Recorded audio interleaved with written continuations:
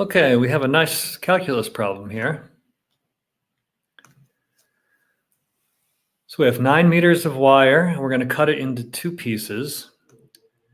One will be formed into a square, and the other one formed into a circle. And we want to get the minimum total area. Okay.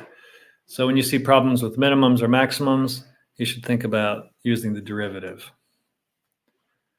Okay, so let's take a look at an illustration. All right. So what we have here is this dot indicates where we cut the wire. Okay, I'm going to allocate this piece x to the square, and the remainder, which is 9 minus x, to the circle. Okay, and we'll be shifting this around and seeing how it affects the area. This is the area here. Okay, so let's just run this and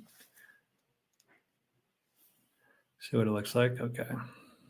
So as x increases, the square gets bigger and the circle gets smaller. Okay, so somewhere in there is a minimum of the total. So our total, we're interested in the total area, square plus the circle. Okay, so this gives you an idea of what's happening. Okay. And of course, with these problems, you can't use your eyeball.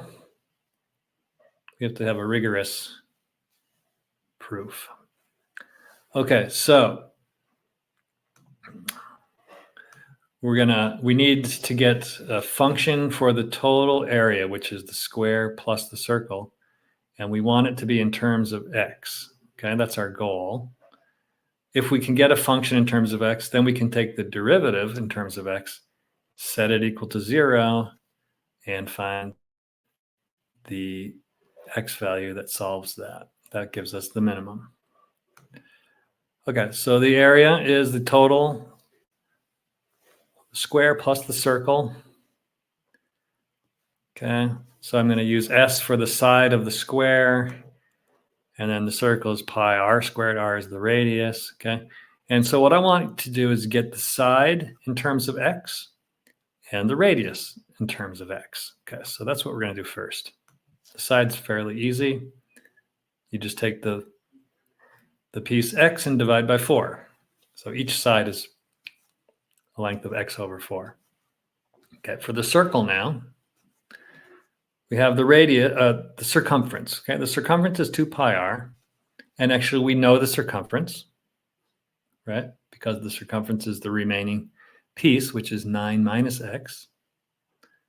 Okay, so we want to solve that for r, so we can divide by 2 pi. Now we have the radius in terms of x. Okay, so everything is in terms of x.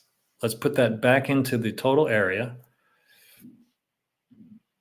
So the first piece is the square, and the next piece is the circle, pi r squared. Now we just have to do some algebra here. Let's just simplify a little bit. I'm going to multiply out the brackets. In the circle now, you see we have a pi in the numerator and a pi squared in the denominator. So I can simplify that a bit. All right. Now let's take the derivative of each piece here. It's pretty straightforward power rule. Like so. All right. Now we set that equal to 0 so that we can find the minimum.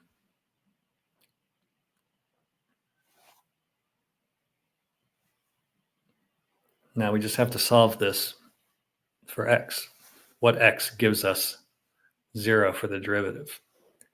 Okay, let's get a common denominator and combine the two pieces. All right.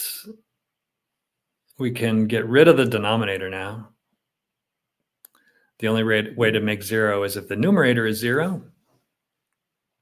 All right, so we're almost there. I'll move the 144 to the left. And then we divide by 4 pi plus 16. And we have a value for x So that's what we're looking for. So that will give us the minimum. Just for fun, I'm gonna, well, let's look at the actual approximation. Okay, 5.041, and let's just see what the actual area is if we plug that back in. 2.836. Okay, so it's it looks like when the circle and square are roughly equal, and maybe you might want to check that. Are they actually equal there? I don't think so, but all right. So that's a good example of using the first derivative for a minimum problem. I hope that was helpful.